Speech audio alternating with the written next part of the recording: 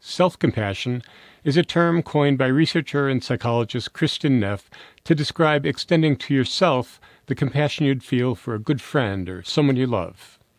When you feel compassion for others, you're aware of their suffering and moved by their pain. Instead of judging or criticizing them, you want to help. You treat them with kindness, offer support, and do what you can to ease their suffering. Self-compassion works the same way. When you're self-compassionate, if you're having a hard time or feeling down, you don't judge or criticize yourself. Instead, you respond with compassion to the part of you that's hurting and want to ease your own suffering. You don't push your vulnerable feelings aside and suck it up. Instead, you treat your difficult emotions as if they were a baby crying inside you and do whatever it takes to attend to them. Practicing self-compassion helps you become more responsive not only to your own needs, but also to the needs of others. Released from the tyranny of your inner critic, you become more able to blossom into your full self, and consequently, to be less self-centered and more free to show compassion to others. That's because when you have compassion for yourself, you have more of yourself to give. Extending compassion to others also makes you more resilient, because giving in this way lets you become your best self even when you feel depleted. This principle underlies healing practices in many indigenous cultures, where the shaman chooses a sickly boy to become his apprentice. The boy grows strong through healing his people, but he must continue to heal others in order to stay healthy himself. In my work as a psychotherapist, I've found this healing-healer link also to be true. Regardless of what's going on in my life, when I get to my office and put on my imaginary therapist jacket, I become my best self, doing what I can to attend to the needs of my clients.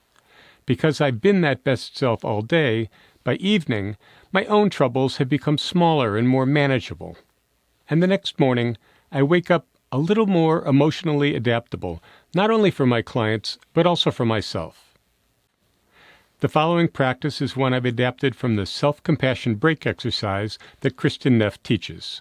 It's a good way to give yourself a taste of your own compassion, whenever you need it.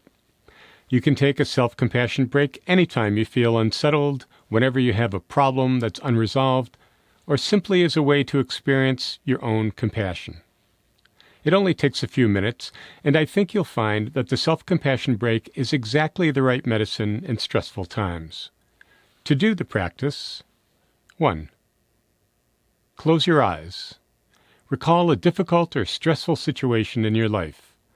Let yourself feel where, in your body, you still hold the stress and discomfort.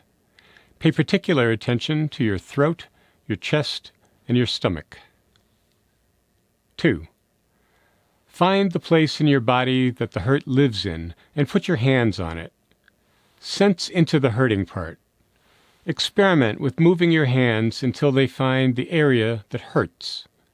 Let your hands bring soothing warmth to this part of your body. 3. Acknowledge this moment of suffering by saying something like, "This hurts," "This is stressful," or simply, "This is a moment of suffering." 4. Acknowledge that suffering is a part of life. Say to yourself something like, "Other people also feel suffering," or "Everyone has struggles," or simply, "Suffering is a part of life." 5. Express kindness to yourself. Find a phrase that the hurt part of you responds to.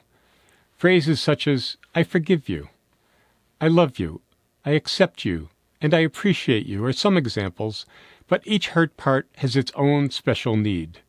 Experiment until you feel a shift in the part that hurts, a softening, a relaxing. 6.